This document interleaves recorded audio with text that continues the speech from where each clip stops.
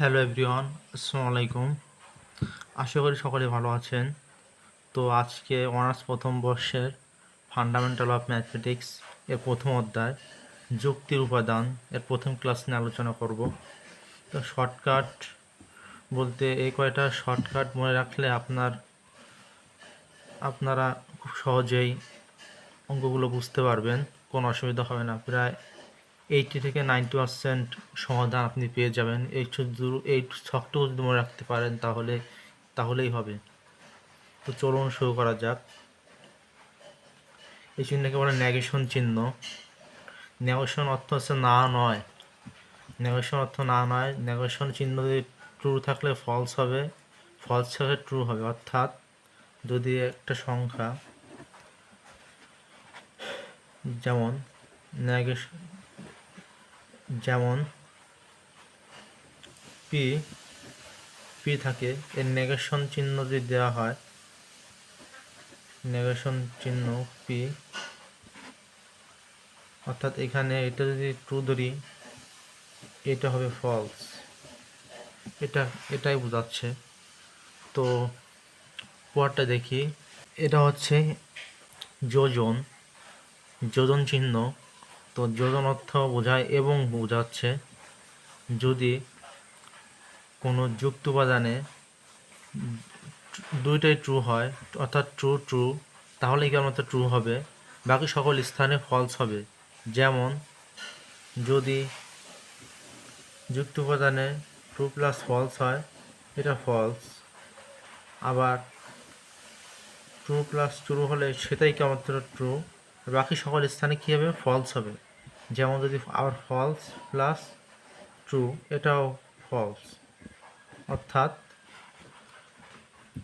দুটোই সত্য হলে তবেই সত্য হবে, বাকি সকল স্থানে মিথ্যা। এবার বিয়োজন অর্থ অথবা। বিয়োজন হচ্ছে দুটোই ফলস হবে তাহলেই কেবলমাত্র ফলস হবে। দুটো যদি ফলস হয় তাহলেই কেবলমাত্র ফলস হয়। অর্থাৎ দুটো ফলস তাহলে ফলস, বাকি সকল স্থানে কী হবে? ট্রু হবে। এটাই হচ্ছে বিয়োজন। এবার হচ্ছে একমুখী সত্যায়ন বলতে যদি তবে থাকলে তবে সেটা একমুখী সত্যায়ন হবে। একমুখী সত্যায়নের ক্ষেত্রে ট্রু ফলস, বাকি সকল স্থানে কি হবে? ট্রু হবে। ট্রু ফলস হবে। ট্রু একটা প্রথমটা সত্য, দ্বিতীয়টা মিথ্যা হলে তাহলে কেবলমাত্র মিথ্যা, বাকি সকল স্থানে কী হবে? সত্য হবে। অর্থাৎ যদি প্রথমটা ট্রু হয় পরেরটা ট্রু হয়, সেটা ট্রু। প্রথমটা ফলস হয় পরেরটা ফলস হয়, সেটাও ট্রু। আর প্রথমটা যদি ফলস পরেরটা ট্রু হয়, সেটাও ট্রু। প্রথমে ট্রু পরেরটা ফলস হয় তাহলেই কেবল ফলস হবে। এটা হচ্ছে একমুখী সত্যায়ন। আর এটা এই জন্য থাকলে সেটা বুঝবেন দ্বিমুখী সত্যায়ন। যদিও কেবল যদি থাকলে সেটা দ্বিমুখী সত্যায়ন।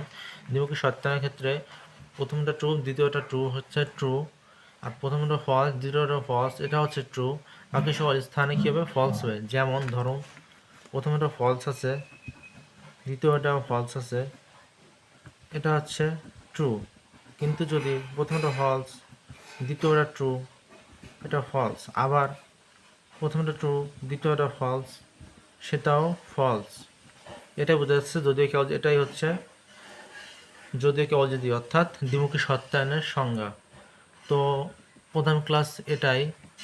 আশা করি সকলে বুঝতে পারছেন। এটা সবাই কয়েকবার পড়বেন, লিখবেন আর পড়বেন। কয়েকবার পড়বেন তাহলে আপনাদের 80% উত্তর হয়ে যাবে। আশা করি সকলে ভালো থাকবেন। নেক্সট ক্লাসের জন্য সকলকে স্বাগতম জানানো হলো।